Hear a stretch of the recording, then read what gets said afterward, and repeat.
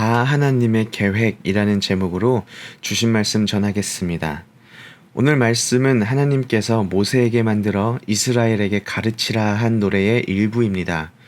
오늘 본문 전의 말씀을 보면 하나님께서 우상을 숭배하는 이스라엘 백성들에게 재앙을 쏟아버리겠다고 말씀하십니다. 얼마나 하나님께서 강하게 이스라엘 백성들에게 경고하시는지 우리가 읽진 않았지만 23절을 보면 내 재앙을 그들 위에 쌓으며 내 화살이 다할 때까지 그들을 쏘리로다 라고 말하고 있습니다. 이건 정말로 무시무시한 경고입니다. 이런 표현이죠. 너가 죽을 때까지 내가 화살을 쏘는 것이 아니라 너가 이미 죽어도 내 화살이 끝이 나야 끝나는 거야. 하나님께서 맘먹고 화살을 쏘면 몇 발 쏘고 나서 다 떨어지겠습니까? 남녀노소 할 것 없이 모두 멸망에 멸망을 당하게 될 것입니다. 그런데 오늘 본문을 보니 26절에 내가 그들을 흩어서 사람들 사이에서 그들에 대한 기억이 끊어지게 하리라 하였으나, 여기서 눈여겨보아야 하는 표현이 있습니다. 끊어지게 하리라 하였으나 이게 무슨 뜻입니까? 요즘 표현으로 쉽게 바꿔보면 내가 너라는 존재를 없애버려서 사람들 사이에 기억조차 못하게 하려고 했는데 참는다 정도로 이해할 수 있습니다. 이스라엘 백성이 영원히 끊어지게 되지 않게 하겠다는 것이지요. 그 이유를 보니까 이스라엘을 심판하려고 하나님께서 사용한 이방 민족들이 하나님은 무슨 하나님이냐, 우리의 수단이 좋아서, 우리가 잘나고 능력이 좋아서 우리가 이스라엘을 쳐 부셨다 생각할까 염려하기 때문이라고 합니다. 우리가 여기서 배워야 할 것은 모든 것이 하나님의 손에 있다라는 것입니다.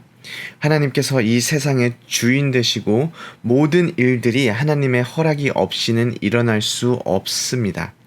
30절을 보면 이스라엘 반석, 즉 하나님께서 이스라엘을 팔지 아니하고 여호와께서 이스라엘을 내주지 아니하면 어찌 하나가 천을 쫓으며 둘이 만을 도망하게 하였으리요 라고 하나님께서 허락하시지 않으시면 이방 민족들이 이스라엘을 치는 것이 불가능하다고 말하고 있습니다.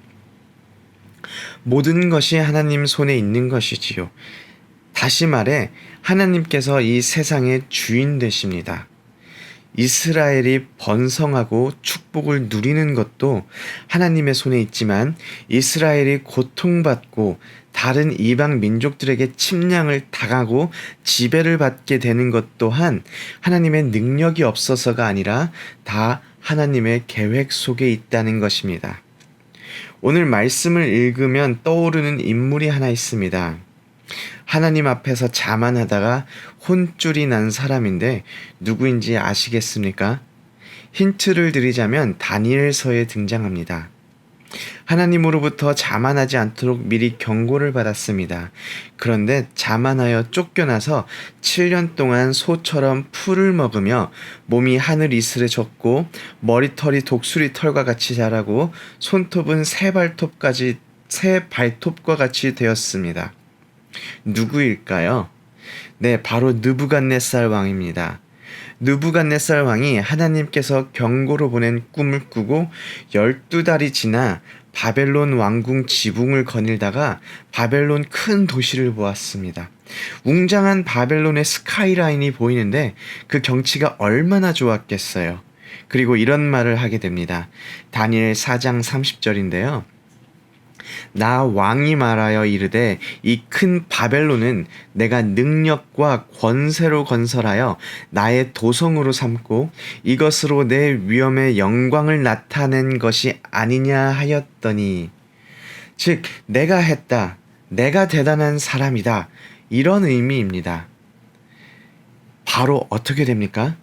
꿈에서 받았던 경고대로 쫓겨나서 7년 동안 소처럼 풀을 먹고 이슬 맞으며 지내다가 7년이 지난 후에 멀쩡해져서 그때 비로소 지극히 높으신 하나님께 감사하며 찬양하고 경배하고 높임을 돌리는 것을 봅니다.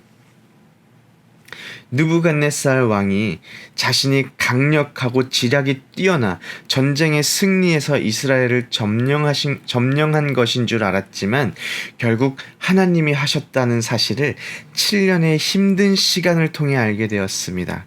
다른 한편으로는 바벨론이 강하고 전투에 능해서 바벨론의 신에 비해 하나님이 무력해서 유다가 멸망한 것이 아니라 하나님께서 바벨론에게 남유다를 내어줬기 때문에 유다가 바벨론에게 공격을 당하고 멸망을 당하게 된 것입니다. 다시 본문으로 돌아가 보면 하나님은 범죄한 이스라엘 백성들을 이방 민족들에게 내어주시지만 결국 그들을 다시 구원해낼 것입니다. 35절을 보면 그들이 실족할 그때에 내가 보복하리라. 그들의 환난 날이 가까우니 그들에게 닥칠 그 일이 속히 오리로다 라고 하나님께서 말씀하십니다. 그들이 이스라엘 백성들을 치고 점령하여 이스라엘을 향해 악독하게 행하고 그들의 승리를 자축할 때 사실 그들이 마시는 승리의 포도주는 뱀의 독사의 맹독이라 그들을 죽이게 될 것입니다. 이 말은 그들이 이스라엘을 점령하여 이스라엘을 치고 악독하게 행하는 그 일들로 인하여 하나님의 보복을 당하게 될 것이라는 것입니다. 이스라엘이 당하는 환난과 고난을 하나님께서 들으시고 그냥 넘어가지 않으십니다. 하나님께서 결국 이스라엘의 대적들을 멸할 것입니다. 시편 50편 15절을 보면 환난 날에 나를 부르라 내가 너를 건지리니 내가 나를 영화롭게 하리로다 라고 말하고 있습니다.